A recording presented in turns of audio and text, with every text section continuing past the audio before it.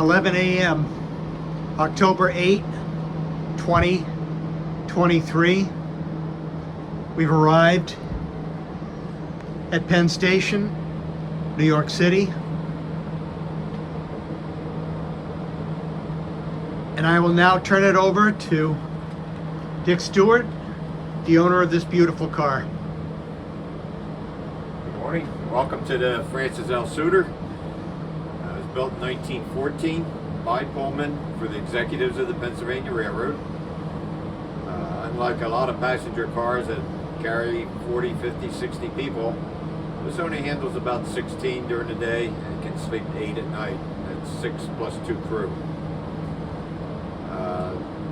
Several features that people like about the car is the fact that there's no mahogany or very little mahogany wood inside.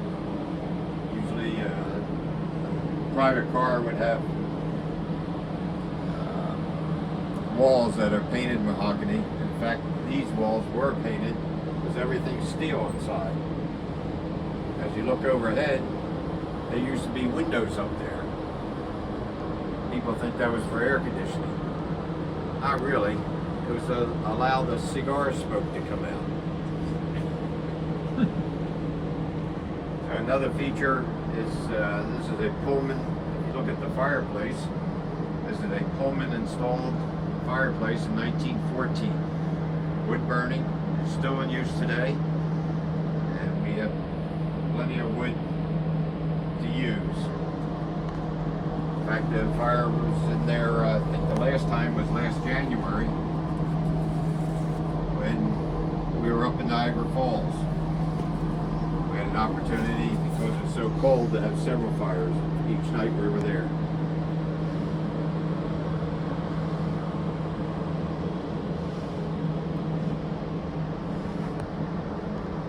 I'd like to go on to the bedroom A, the master suite.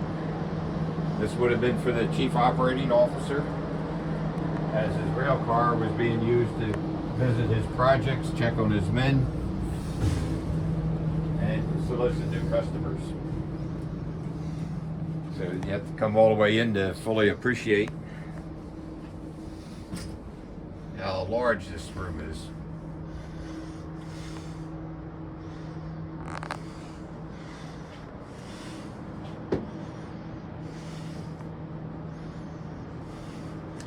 Ceiling space is phenomenal. Yep. In the parlor and in each of the bedrooms is what some of you may recognize as a rotary dial phone. It is a phone. I have it hooked into the cell phone system. I can send and receive cell phone calls or call anybody with a rotary dial phone. It's kind of my geekiness there. We'll go on to the next room.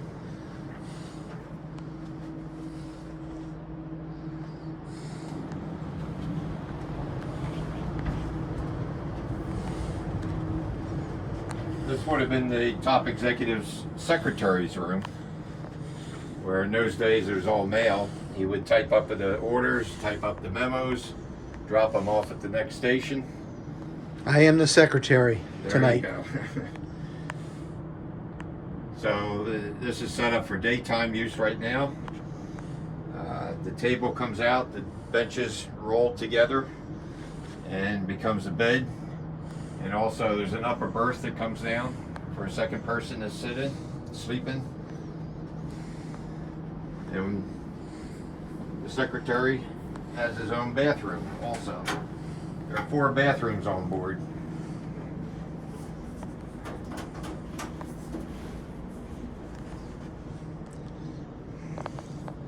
Your water closet, circa 1914. May want to get a close up of the fixture on the sink. Space is at a premium, and you have to learn to fit objects where they're needed.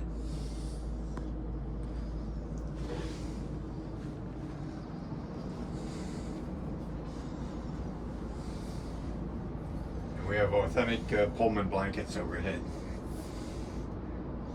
thanks to my son who collects them. Awesome.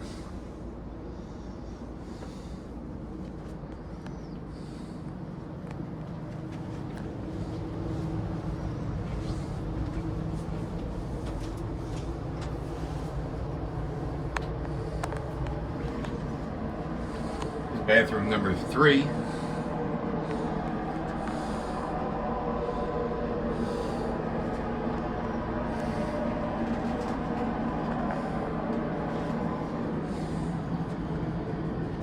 Here we have the dining room.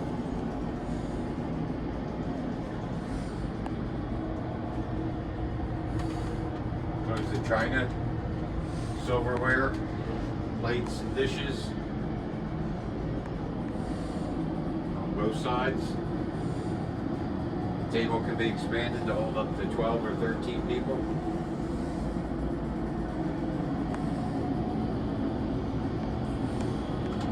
Large panel that you see on the left here. There's one on my right.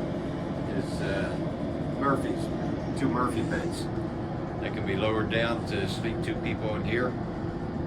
We have a nice rod arrangement to put up with curtains on it to separate the 2 beds and to separate both beds from the dining room.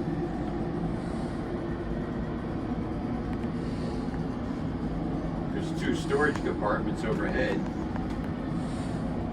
That's for the table linens and napkins. But each storage bin is a cedar closet. Cedar. Yes. And of course, throughout the car, you have these buttons that you can push to get the porter's attention. Get my attention. Ring for me.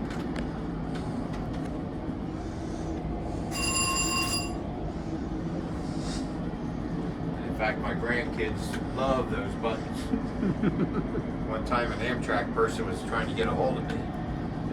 Each door has a doorbell button. It sounds the same as when they're inside.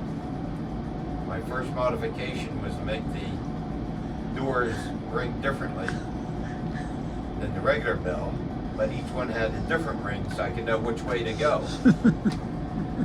My kind of luck, 90% of the time I pick the wrong direction if it's a choice of 2, you know. Okay.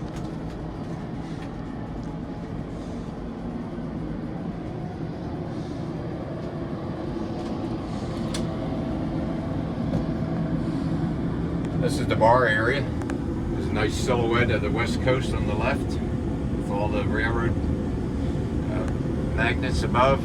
Right coast, East Coast on the right.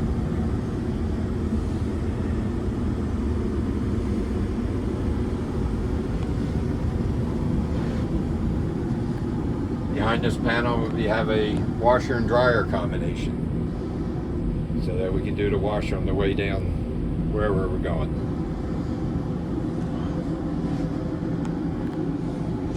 Dick, show me where the real tools are kept. So in this drawer, I tell people it's important to have spares when you're on the railroad. In this drawer is every spare item that I need to solve my problems.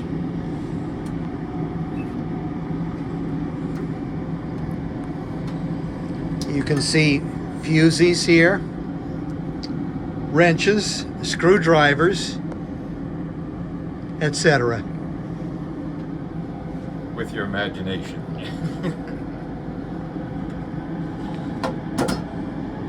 And we have mixers and kids' drinks in here.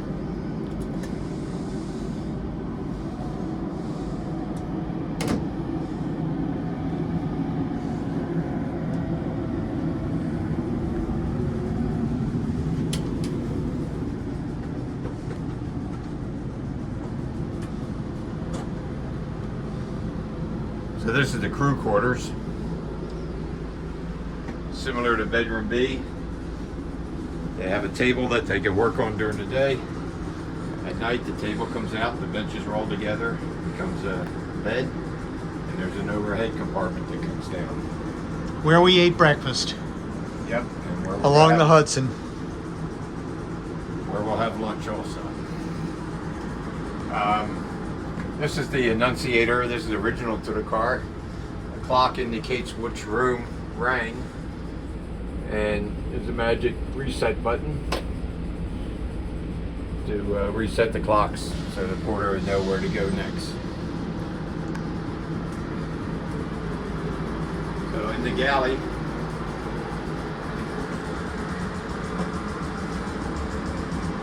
we have pots and pans stored overhead.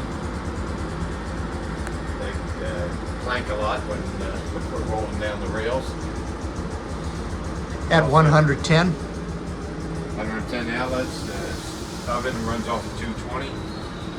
So we got an oven range, 4-slice toaster.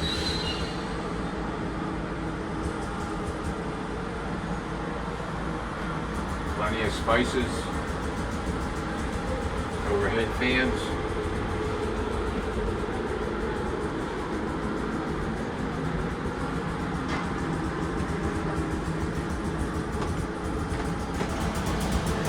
You did.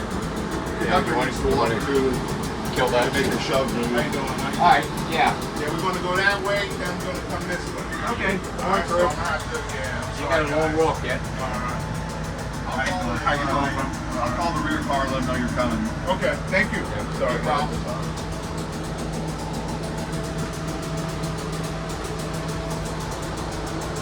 Where's his number? Oh, there it is. I'll let him know he's coming. Alright.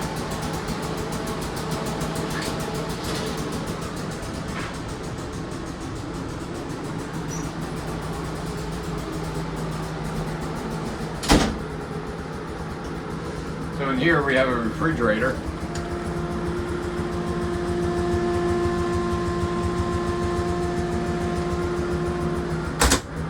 And a second refrigerator. Yeah, it looked like we took some crazy rides, some crazy turns coming down.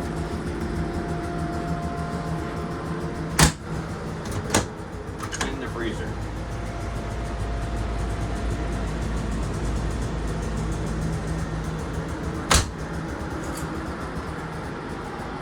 And that's a quick tour of the Francis L. Suter private railroad car. Thank you so very, very, very much, Dick. Thank you for your hospitality and your friendship.